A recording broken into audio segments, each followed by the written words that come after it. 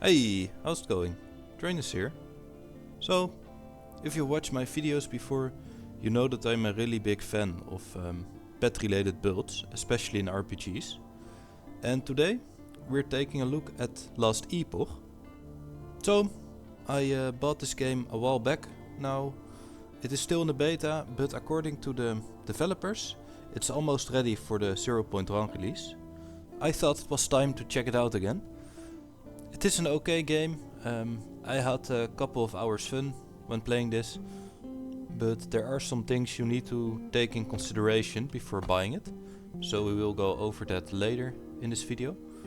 But to get started with my classes, I picked the Acolyte Class here. You can pick 5 different classes at the start, I believe, and the Acolyte can master into the Necromancer, so mainly a pet-based build. I believe you have also the Beastmaster, but I haven't checked this one out. But yeah, the Acolyte class, you begin with this one, and you have a passive skill tree here. Whenever you put points in it, you will get more in the mastery bar, so pretty self-explanatory. We have seen this before in, let's say, Grimdan. Once you put more points in this tree, you will unlock new skills. So for example, I have unlocked the Bone Golem now, a new minion. Pick this one, Blood Aura, increases minion damage. Also pick this one, increases minion health. And minion attack speed and minion cast speed. Now there are some more points here that will increase your pet skills or your pet damage or your pet health, for example. But at this time I just went for these. Picked up this one at the end. Just purely because I needed the Bone Golem and I really needed to try out this one, because it gives your pets armor based on your character level. But the mastery bar, as I said before, you will unlock new skills. I was really curious about the Bone Golem here. Once you play the campaign a little bit, you will unlock the second class. So you can pick either the Lich or the Necromancer. I went for the Necromancer here just because I really wanted to try out the Skeletal Mage here on the mastery bar. And also this one gives more bonus to my pets. So this is the reason why I picked the Necromancer. But to unlock these, just play the campaign and you will get new masteries. The campaign can be a bit weird at the start because this game consists of different timelines. So the map is the same, but it will show in different time eras. So it is pretty cool, but you have to get used to it.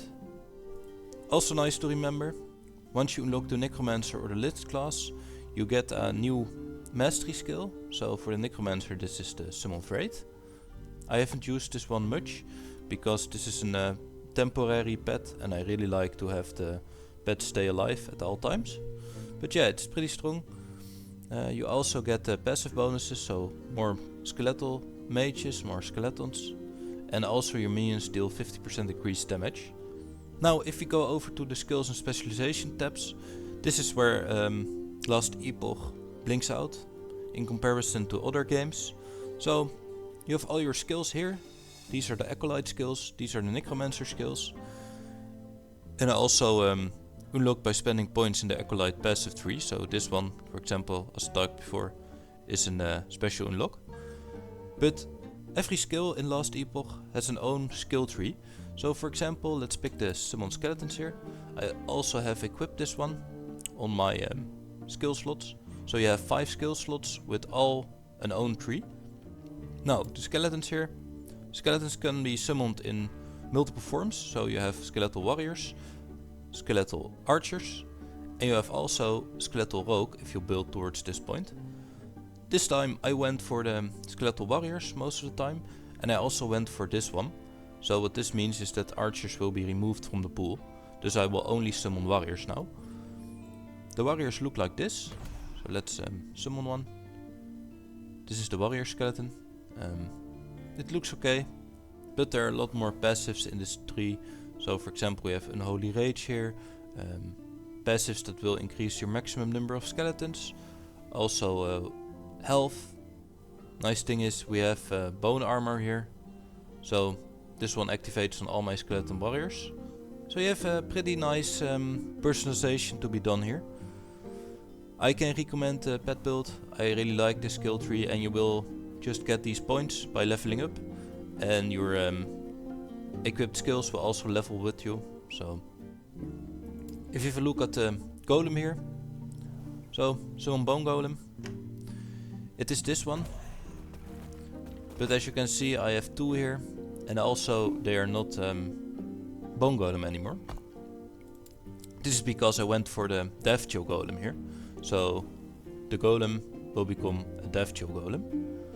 Also I picked this one, the twin golems, so my golems can have 1 additional summon. Furthermore, you can also go for the pyre golem here, a fire golem like thingy, but you can also just stay the bone golem and go for more increase skills for the bone golem, so like the bone shatter for example. Also nice to remember, the golem here has special passive abilities for your other pets. So this one gives armor, and also this one, the speed, gives more speed to my movement speed to my other minions. So yeah, pretty nice, but this is what I picked for now. Then we also have the skeletal mages here. Now these mages can also be summoned in different forms. So we have the normal skeletal mage here, but we can go for the pyromancers or some ice mages. I went for the death knights here because they can cast hungering souls. This is a skill I can also equip, but I think it is pretty good on the death knights. But yeah, check out for yourself what you like.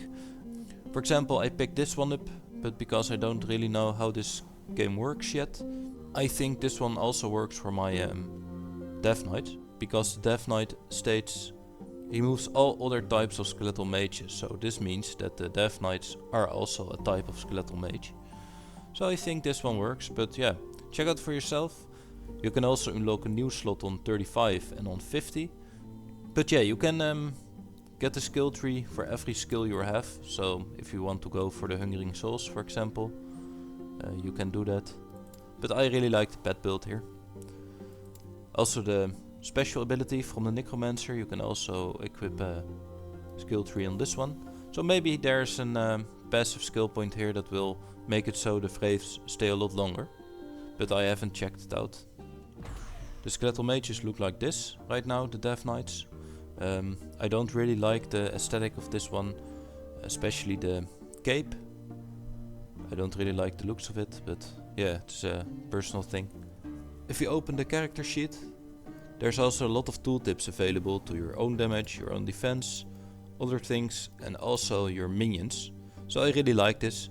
The only thing I couldn't find here was the base damage of my minion. So there's nothing stated what the base damage of each of the minions is. And I really miss this, because then I can't really see if minions are strong or that I have to remove some minions. If we take a look at the items real quick. So Last Epoch has a little bit of the same things we have seen in Grimdan before, for example, and also a little bit of Path of Exile. The helm here, +1 to summon bone golem, and also some pet related things. This +1 to summon bone golem says that I can have +1 point extra to spend in my bone golem tree. But yeah, furthermore, minion damage, minion health, we have seen this before. Also some minion spell damage. The only thing I would like for them is to make a kind of mark, so you can distinguish the blue rings from the yellow rings, for example. Especially in heavy combat, it can be hard to see if something is yellow or something is blue, for example. But yeah, you also have a relic slot. It can also be equipped with minion things and minion buffs. I believe there are also some legendaries that can increase your minion skills or give your minions some skills. We also have an idol slot here. This is just a little mini game. You can find these in the level and you can equip this. You will unlock more of these slots once you play through the campaign, I believe. But yeah, these ones are also pretty nice because they give sometimes minion damage or minion health or anything like it. Then we have a crafting system. I didn't went deep into this yet, so I am not sure how this works.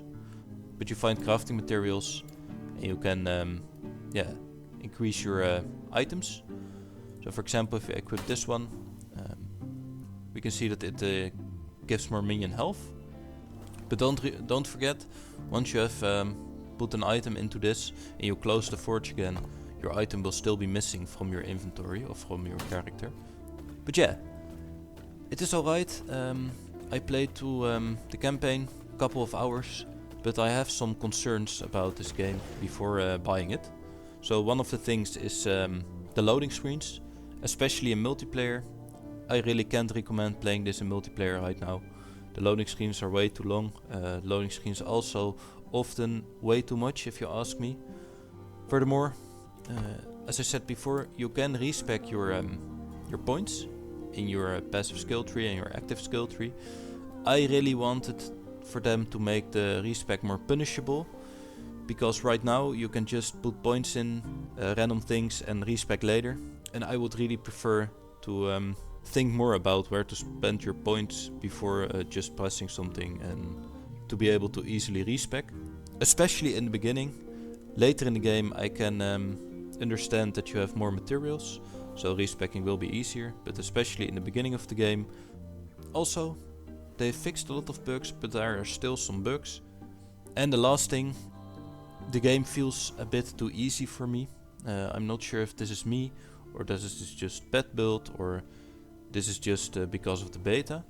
But yeah, as I said before, I'm level 30 now. I played through the campaign very quickly. Yeah, every boss or every encounter was just very easy, and I can't really recommend it at this time. It plays okay, it looks nice, and the music is alright. But yeah, I would prefer Grimdan if you are looking for a new RPG. I just can't recommend it at this time, especially with the multiplayer lag and things like that.